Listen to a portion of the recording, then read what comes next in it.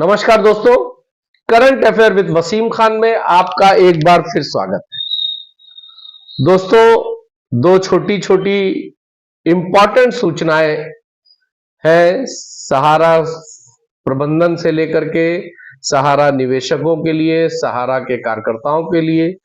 खुशखबरी खुशखबरी तो नहीं कह सकते, लेकिन चीजें इंपॉर्टेंट हैं, जानना जरूरी है और जो रास्ते हैं वही रास्ते अपनाने हैं। तो इन्हीं सब बातों को लेकर के आज आपके बीच में पुनः उपस्थित हूं और आपसे वही पुराना निवेदन है कि अगर आपने हमारे इस channel current affair with Wasim Khan को सब्सक्राइब नहीं किया है तो प्लीज सब्सक्राइब करिएगा। वीडियो में दी गई बात जानकारी आपको अच्छी और सच्ची लगे तो इसको लाइक और शेयर जरूर करिएगा। दोस्तों, जैसा कि चुनाव के माहौल में तमाम राजनीतिक दल आपसे सहारा निवेशकों को लुभाने के लिए तरह तरह के वादे परिवादे कर रहे हैं। आज मतदान हो भी रहा है। खैर, उन सब सब्जेक्ट पे बात नहीं होनी है। बात यह होनी है कि 8 नवंबर को जो सुनवाई थी उस पर क्या फैसला आया। मैंने आपसे कहा था दोस्तों कि सहारा पोर्टल की डेट नहीं बढ़ेगी। वो बात मैंने इसलिए कही थी कि 31 दिसंबर 2024 तक उसकी म्याद थी और अगली सुनवाई वो 7 जनवरी की दे दी गई थी। तो मुझे ये लगा कि अगर पोर्टल को बढ़ाना होता तो डेट आगे ना बल्कि पहले दे दी जाती। मैंने वो अनुमान से वो बातें कही थी, मेरा अनुमान गलत निकला और कल जो है वो सुप्रीम कोर्ट का आदेश अपलोड हो गया। हमने कहा भी था कि सोम मंगल तक आएगा, क्योंकि उस बीच दीपावली, छठ और चीफ जस्टिस का रिटायरमेंट, नए चीफ जस्टिस का ओथ, ये सारी चीजों के बाद कल जो है वो अपलोड हुआ है, जिसमें एक खबर सहारा के प्रबंधनों के लिए, एक प्रबंधक के लिए एक बड़ी खबर है, खुशी की खबर है। वो ये है कि सरकार ने जो एआई लगाया था, ये लगाया था कि उसको जो पूरे देश में मुकदमे हैं उन पर, जो कंज्यूमर कोर्ट में, देश की सारी कंज्यूमर कोर्टों में जहां जहां भी सहारा के खिलाफ मुकदमे हैं, लोअर कोर्टों में मुकदमे हैं, माने जो भी सहारे से संबंधित न्यायालय, छोटे न्यायालय, बड़े न्यायालय, सुप्रीम, इन कंज्यूमर न्यायालय, जहां जहां भी इससे रिलेटेड मुकदमे हुए हैं उन सारे मुकदमे को रद्द कर दिया गया, स्क्वैश कर दिया गया। वजह कि जब न्यायालयों का सुप्रीम, सारी न्यायालयों का सुप्रीम कोर्ट इस पूरे प्रकरण को देख रहा है तो फिर कोई नीचे की देखने की बात नहीं रह जाती। यह प्रबंधन के लिए बहुत बड़ी राहत की बात है।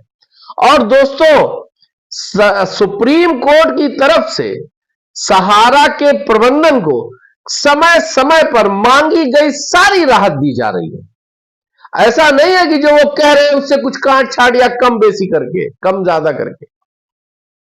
जो जो सहारा डिमांड कर रही है, सहारा को पूरी राहत दी जा रही है सुप्रीम कोर्ट की तरफ से। और अब यह सहारा की जिम्मेदारी बनती है कि वो अपने निवेशकों का, अपने कर्मचारियों का, अपने कार्यकर्ताओं का पूरा सम्मान करे, उनको राहत दे, उनकी समस्याओं का निदान करे। यह सहारा प्रबंधन पर अब लाजमी हो जाता है। अब यह देखना है कि सहारा प्रबंधन क्या करता है। कल 14 तारीख है, सहारा श्री की प्रथम पुण्यतिथि मनाई जाएगी। हम लोग जैसा कि मान के चल रहे हैं कि इस दिन नए प्रबंधन एमडी की घोषणा हो सकती है। चीजें तय है, खाली अनाउंसमेंट बाकी है, वो भी हो सकता है। और दूसरी एक खबर आ रही है दोस्तों, पोर्टल से रिलेटेड को लेकर।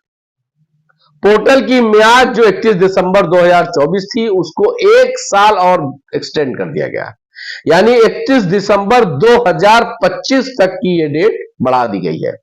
यह इस बात का संदेश है, ये इस बात का, आप इस बात को इससे समझिए कि पोर्टल की डेट को बढ़ाने का मतलब, मैंने आपसे बहुत पहले कहा था कि सारा पैसा जो सहारा और सेबी अकाउंट में जो 25,000 करोड़ से बढ़कर के वाया ब्याज लगभग 40,000 करोड़ पहुंच गया है, वो पैसा पोर्टल के माध्यम से ही वितरित होगा और बोतल की समय सीमा को बढ़ाने का यही एक परिणाम मुझे नजर आ रहा है कि यही होने वाला है। दूसरी बात, सीमा उसकी लिमिटेड जो लिमिट है, जो 10 से 50, 50 से 2.5 और 2.5 से 5 लाख करने की बात चल रही है, वो भी आप देखेंगे और वो इसीलिए किया जाएगा। मैंने आपको पिछले वीडियो में बताया था कि 1 महीने के अंदर 1,000 करोड़ लगभग पोर्टल ने बांट दिया। वो स्पीड तेज हुई और स्पीड जब तेज हुई तो म्याद भी बढ़ी और अब लिमिट भी बढ़ेगी। तो ये 2 सूचनाएं थी। एक तो सारे मुकदमे खत्म कर दिए गए, रोक लगा दी गई उन पर, खत्म का मतलब रोक लगा दी गई। और दूसरा, पोर्टल की म्याद 31 दिसंबर 2025 हो गई। तीसरा, जो सहारा की तरफ से मैंने आपसे कल एक वीडियो डाला था कि फौज लगाई गई है, क्योंकि उनको तो मालूम था कि क्या हुआ है, हम लोग को जानकारी आज हुई है, कल हुई है जब आया है पोर्टल उस पर वेबसाइट पर सुप्रीम कोर्ट के। तो सहारा ने टारगेट सेट किया है दोस्तों, रीजन मैनेजर का, रीजनल ऑफिस का, सेक्टर ऑफिस का, 100-100, 200-200 करोड़, सैकड़ों करोड़ों में ये तय किया गया है कि आपको पोर्टल से इतने भुगतान कराने ही कराने हैं तमाम सहारा के लायल लोग। और देखिए, ये एक मौका फिर मिला है सहारा निवेशकों को और सहारा के एजेंटों को अपनी बात को साफ करने के लिए भी ये एक मौका मिला है। तो उनको भी चाहिए कि वो लग करके, मैं उनसे निवेदन करना चाहता हूं कि आप लग करके सहारा की गुडविल को बचाइए। अपने जमाकर्ता जो आपके कस्टमर थे, जो आपके क्लाइंट थे, उनकी मदद करिए। जो उनको समस्या आ रही है डिफिशियंसी दूर कराने में, उसको दूर कराने में उनकी मदद करिए, तभी यह विश्वास बन पाएगा।